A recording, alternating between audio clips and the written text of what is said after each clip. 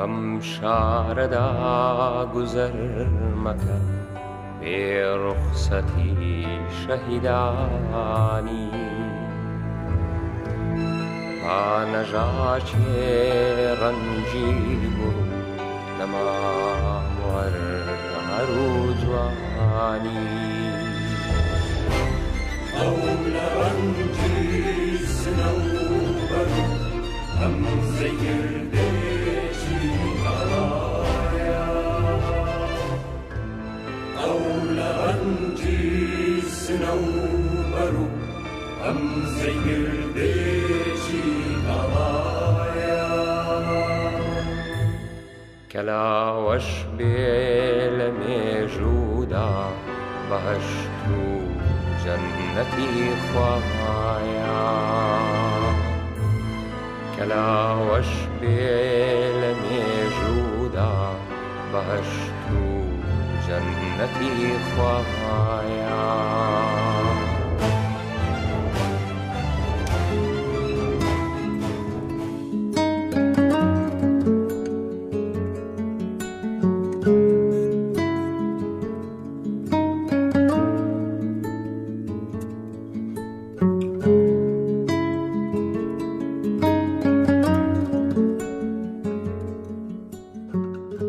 بە درێژایی مێژوو حکوومەتە یەک لە دوای یەکانی عێراق ترسی هەمیشەیان لە دەڤەری پشدەر هەبووە. شاری قڵاتزێ و بەگشتیش دەڤەری پشدەر هەمیشە لانەی شۆڕش و کوردایەتی بووە و هاوڵاتیان ئەم شارە پشکی شێری سەرکەوتن و بەشداریان بەردەکەوێت لە شۆڕشە یەک لە دوای یەکانی کورد و ئەم دەڤەرە خاوەن سەدان شەهیدی قارەمانە لە پێناو ئامانجەکانی شۆڕش و لە هەموو قۆناغەکانی تریشدا دەڤەری پشدەر خاوەن پێگەی گرنگ بووە. دوای چەند جارێک لە بە ئامانجگرتنی ئەم شارە 2000 ڕژێمی یەوسای عێراق شێوازیەکی تری خاپوورکردن و وێرانکردنی شارەکەی تاقی کردەوە و 2000 ساعت 9:45 خولەکی ڕۆژی 24/1974 دوو فڕۆکەی حکومەتی ئەو کاتی عێراق بۆمبارانی شاری قەڵاتزەیان کرد و زانکۆ و چەندین دامەزراوەی تر و ژمارەیەکی زۆر لە خانووی هاوڵاتیانیان لە چەند ساتێکی کەمدا خاپوور کرد و ژن و منداڵ و پیاویان بەیەکەوە شەهید کرد. بۆ هەمیشە ئازارێکی قوڵیان کردە جەستەی ئەم شارەی کە بە درێژایی مێژوو باوەشی هەمیشەیی کوردایەتی بووە. تاوەکو چەند ساتێکی کەم پێش کارە ساتەکە لەم شارەدا هەموو شتێک وەک خۆی بوو، بەڵام فڕۆکە و بۆمبای قەدەغەکرا و ڕقی کەڵەکەبووی ڕژێم بەرامبەر بە دانیشتوانی ئەم شارە کە تەنها تاوانیان هەستی بەرزی کوردانە و خۆشەویستیان بوو بۆ ئازادی و خەباتکردن دژی ژێردەستەیی بەجارێ ئەم شاری کردە سوتماک و تەنها لە چەند ساتێکی کەمدا زۆرینەی خان و دامەزراوەکانی ئەم شاری بەسەر یەکتردا وێران کرد. لە ئەنجامیشدا 163 هاوڵاتی لە یەک ساتدا شەهید بوون و زیاتر لە 350 تریش بریندار بوون.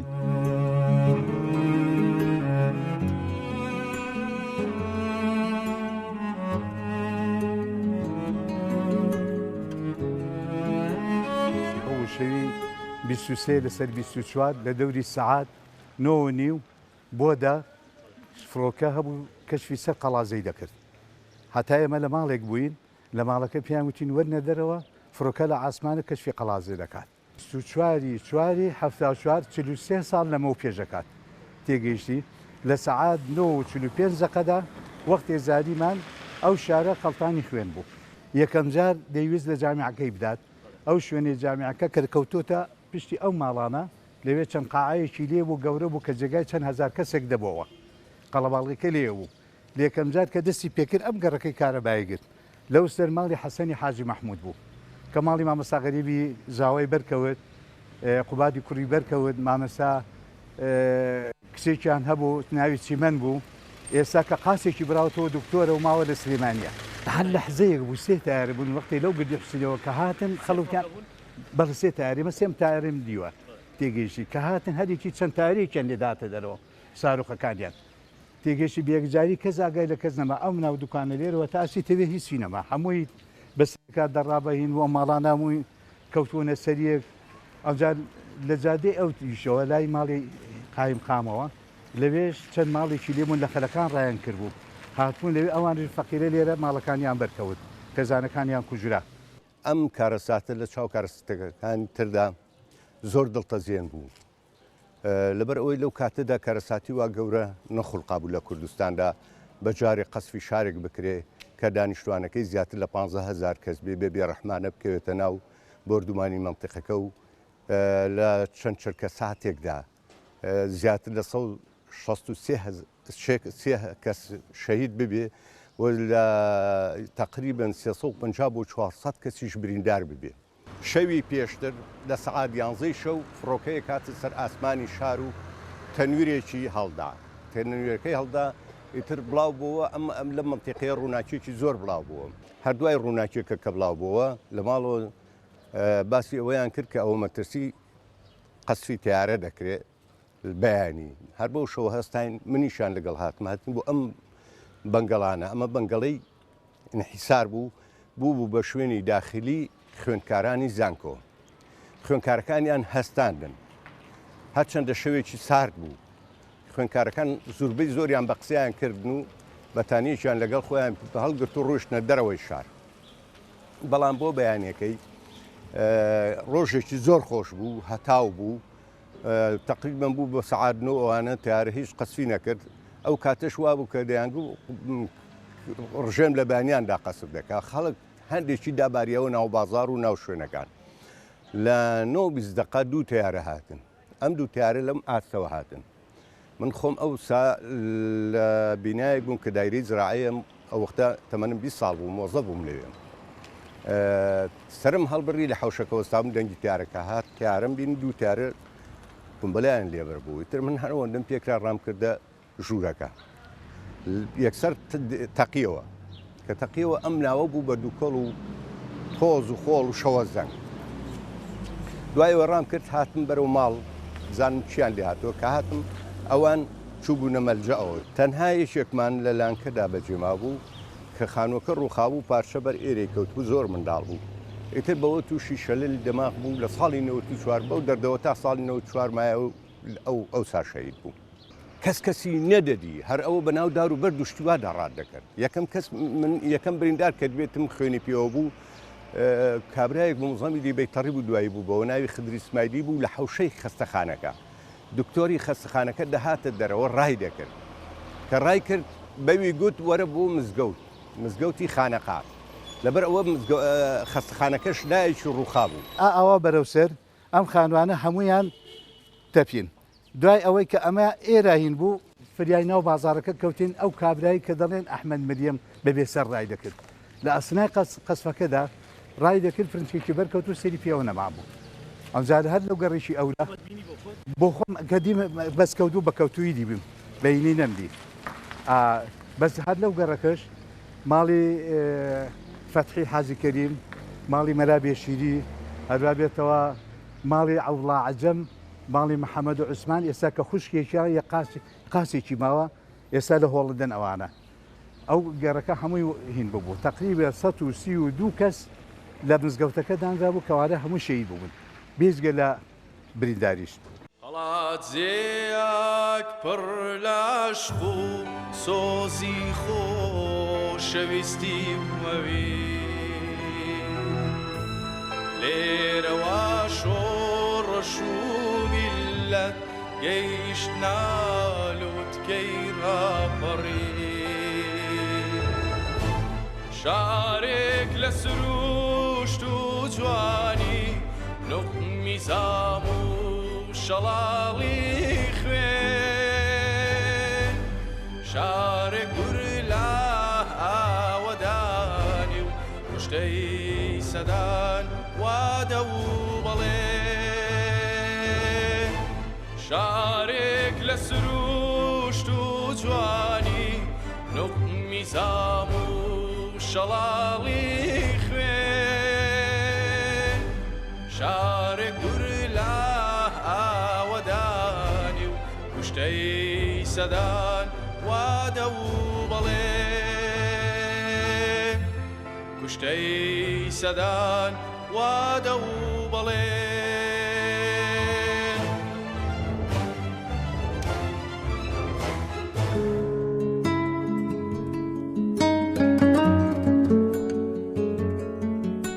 یەکێ لەو شوێنانەی کە لە ڕۆژی 24/4/1974 حکوومەتی هەوسا عێراق کردی ئامانج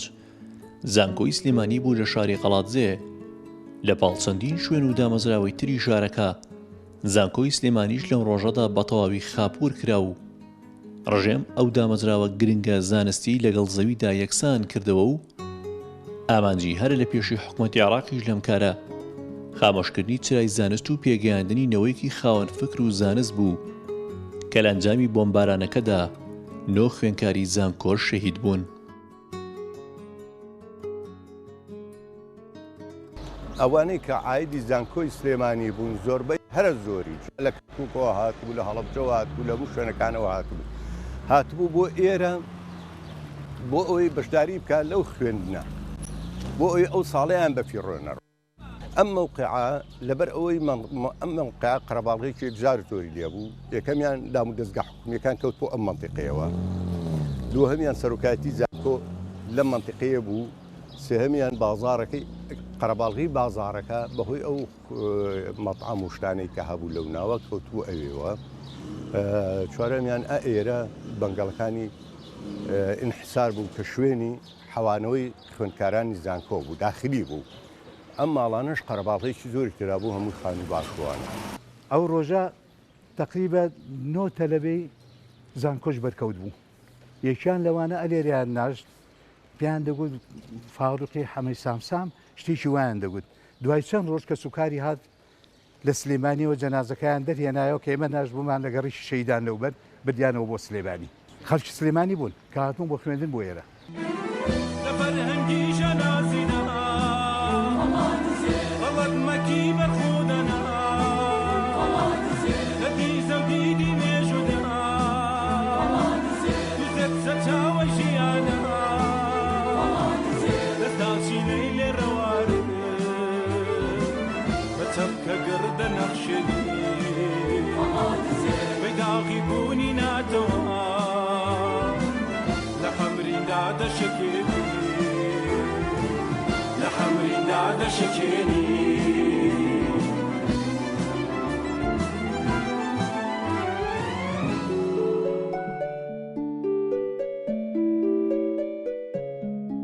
زامی 24/4/1974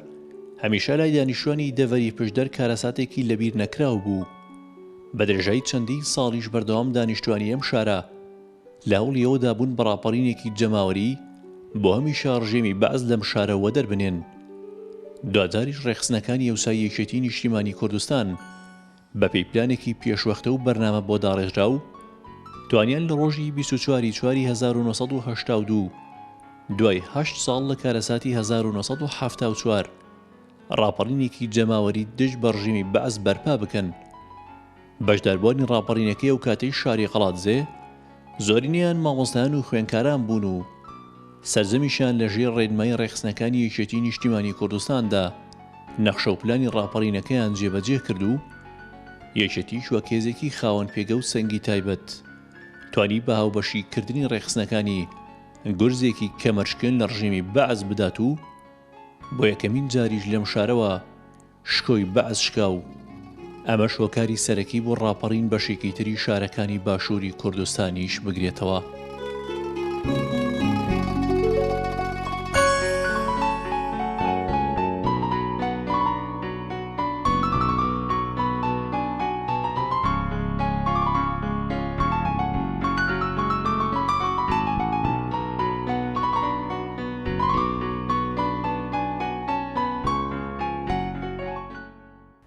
گەنجانی شاری قەڵاتزێ دەمێک بوو ئەو برینەمان لە جەستە بوو دەمانویست بە شوێک بێ ساڕێژیکەین. ئەوە بوو لە ساڵی 1982 ئەو کاتی خوێندکاری شەشی ئامادەی بووم لە ڕزەکانی کۆمەڵی ڕێزەرانی کوردستاندا کارمان دەکەین لە ناو ڕێخستەکاندا بووین. بەرنامەیەکماندانا چۆن ئەو 24/4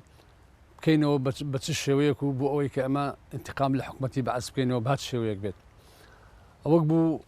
ڕزەکانی کۆمەڵە بەرنامەیەکیان داڕشت کە ئەو 24/4 لەسەر گڵکۆی شەهیدان 24/4 لەوێ دانیشین مەراسیمێک ئەنجام بدەین و لە دوایشدا بین بۆ ناوشار بۆ هەڵکتانە سەردام دەستگاکانی حکومەتی بەعس کە ئەو کاتی بەڕاستی حکومەتی بەعس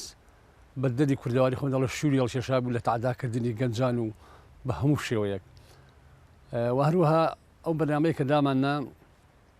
هاتیم بۆ سەر گۆڕستانی ئەو گۆڕستانی کە لێ وەستاوین ئێستا ئەو کۆڕێکمان بەس کۆڕەکەش بە سرودی چۆن دەڵێ بە سرودی حەماسی و بە شەهیدان و بە کۆمەڵێک شت دانیشتین لەوێ ئەو جا دوای سرودی حەماسی خوێندرایەوە بەڕاستی سرودەکان لە کاتی خۆی داهێندا ئەو خەڵکیان جۆشدا بوو بە دەری خۆمان ئەوە کوورەی کاوە خەڵکەکە جۆشدرا بوو. تاوچوار کارەساتێکی دڵتەزێن و جەرگبەر بوو کە بەسەر شاری قەڵازی داهات ئەوە بوو بە یەکەمین دەستپێکی جینۆساید و بە کۆمەڵکوژی لەو شارەی ئێمەوە دەستی پێکرد کە زیاتر لە 300 کەسی تێدا شەهید و بریندار بوو. ئەم کارەساتە فترەیەکی زەمەنی زۆر مایەوە خەڵک ئامادەکاری هەبوو بوو ئەوەی بتوانین بەڕاپەڕینێک یادی ئەو ڕۆژە جەرێک بڕە بکەینەوە بەڵام ناشکێ لەو خەباتە مەدەنیا پشتگوێی یەکێتی نیشتیمانی کوردستان بکەین لەبەر ئەوەی ئەوان داڕژەر و نەخشە بۆ دانانی ئەو ڕاپەڕینە مەز نەبوون لە ڕێگەی کۆمەڵی خوێندکاران و لاوان ئەو کات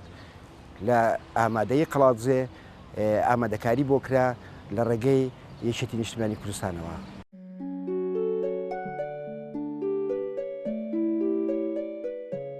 تەرسی زۆری ڕژێمی بەعز لە زۆری ژماری بەشداربووانی ڕاپەڕینەکە و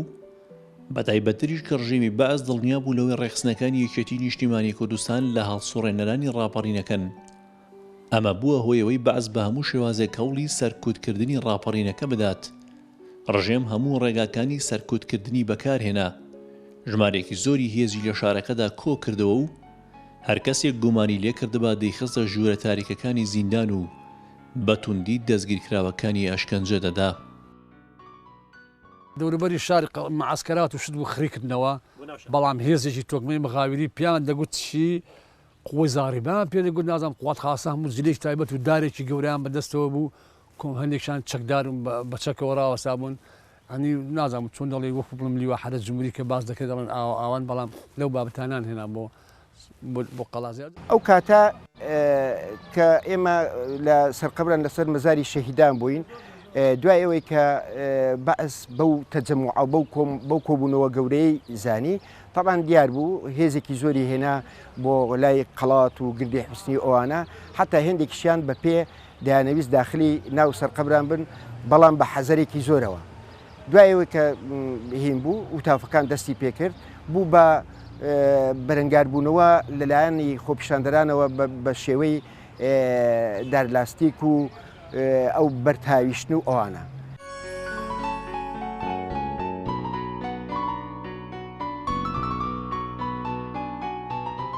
لە ڕاپەڕینی 24/4/1982 ژنان ڕۆڵی گرنگ و بەرچاویان هەبوو. ئەو ژنانەی ئەو کاتە لە ڕێخستنەکانی یەکێتی بوون توانیان ڕۆڵی گرنگ بگێڕن و لە ئەنجامیشدا پیاوانی ڕژێم دوو لە ژنە بەشداربووەکانیان شەهید کرد و بە شەهیدبوونی شەهید ئامینە و شەهید سنەوبەریش ئەوەندەی تر دانیشتوانی شارەکە ڕژانە سەر شەقامەکان و تاگیری ڕاپەڕینەکەش گەورەتر دەبوو. بەعز شێوازی تری سەرکوتکردن و ئەشکەنجەدانی دەگرتە بەر بەڵام هیچ یەکێ لە شێوازەکانی سەرکوتکردن نەیانتوانی وەرەی جەماوەری ڕاپەڕیوی شاری قەڵاتزێ بڕوخێنێت و چەند سەعاتێک ڕاپەڕین و خۆپشاندان و ناڕەزایەتی دەشت بە داگیرکاری ڕژێمی بەعز درێژەی کێشا.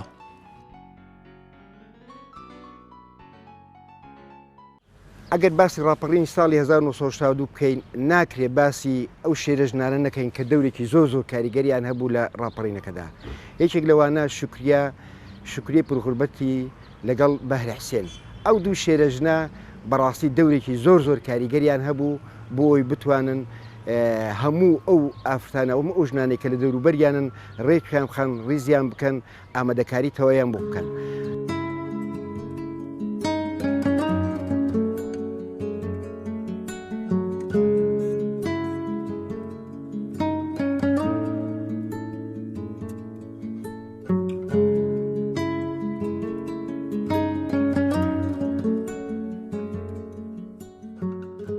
دوایەوەشی ڕژێمی باس بەهۆی زەبر و زەنگ و کۆکردنەوەی هێز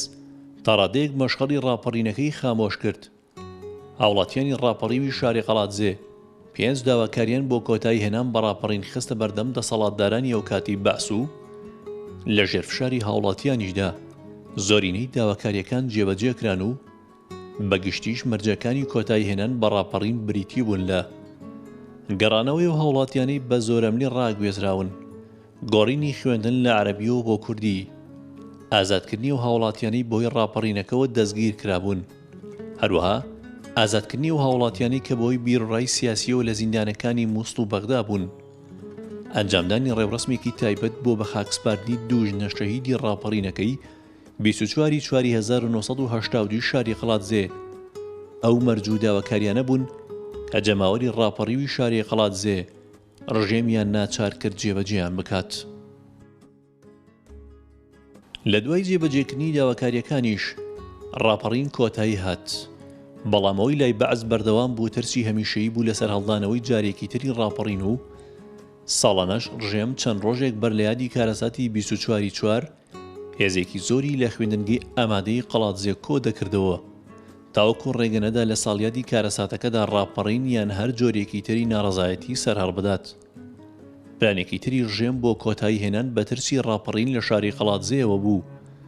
زۆرینەی بەشداربووانی ڕاپەڕینەکەی 24/4/1970 کە خوێنکاران بوون، دوای تەواوکردنی قۆناغی ئامادەیی ڕژێم ناچاری کردن بۆ درێژەدان بە خوێندن ڕوو بکەنە شارەکانی تری خوار و عێراق و بەعس بەبێ خواستی خوێنکاران بەشداربووانی ڕاپەڕینەکەی دابەشی سەر شارەکانی تری عێراق کرد. وێزگەیەکی تری هەوڵەکانی حکوومەتی عێراق بۆ لەناوبردنی شاری قەڵاتزێ قۆناغی ڕاگواستن و دوجار خابوورکردنی تەواوەتی شارەکەیە. حکوومەتی عێراق ئەم کاولکاریەشی بە 5 قۆناغ جێبەجێ کرد و لە ساڵانی 1970 1978 1979 1988 1989 لە ماوەی 12 ساڵ تەواوی گوند و ناحیە و ئاواییەکانی ناوچەکەی ڕاگواست. سەرەتای پرۆسەکان ناوچە سنووریەکانی گرتەوە و بەرەبەرە جوگرافیا و پانتایی ڕاگواستنی فراوان کرد تا دوجار هەموو ناوچەی پشدە ڕاگوێزرا و دانیشتوانی ناوچە ڕاگوێزراوەکانیش لە سەرەتاوە تا کۆتایی بەسەر 17 ئۆردوگای زۆرەملەی سنووری پارێزگای سلێمانی و هەولێر دابەشکران. لە 26/6/1989 لە دوا قۆناغدا دڕندەی بەعز گەیشت بە لووتکە و ڕژێم دەڤەری پشدەری لانەی شۆڕش و کوردایەتی بە تەواوی لەگەڵ زەویدا یەکسان کردەوە و سەرجەمی خانووی هاوڵاتیان بەبێ ئەوەی ڕێگە بەمانەوەی تەنها خانوویەکیش بدرێن ڕوخێندرا و ئەما دوا قۆناغی ڕاگواستن و دوا قۆناغی دڕندەی ڕژێمێک بوو کە بە درێژایی مێژوو و وێرانکردن و خاپۆرکردنی ئەم شارەی کردبوو بە استراتیژ و قۆناغ جێبەجێ دەکرد. لە دوای ڕاپەڕینە مەزنەکەی بەهاری 1991 کە لە 5,000 لە شاری ڕانی و کڵپەی سند و دوجار سەرجەمی شارەکانی باشووری کوردستانی گرتەوە، هێدی هەنگاوەکانی ئاوادانکردنەوەی شاری قەڵاتزێ دەستی پێکرد و لە ئێستادا شاری قەڵاتزێ ئاوادانە.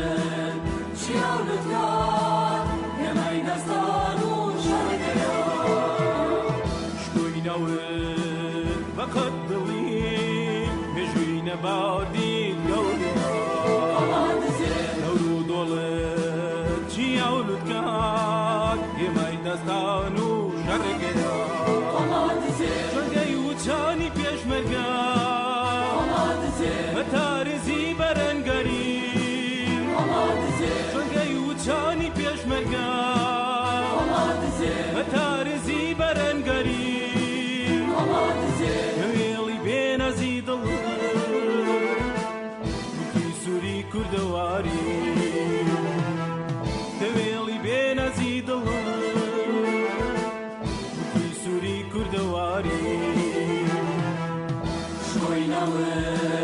ما قد ضليل نجوي نبات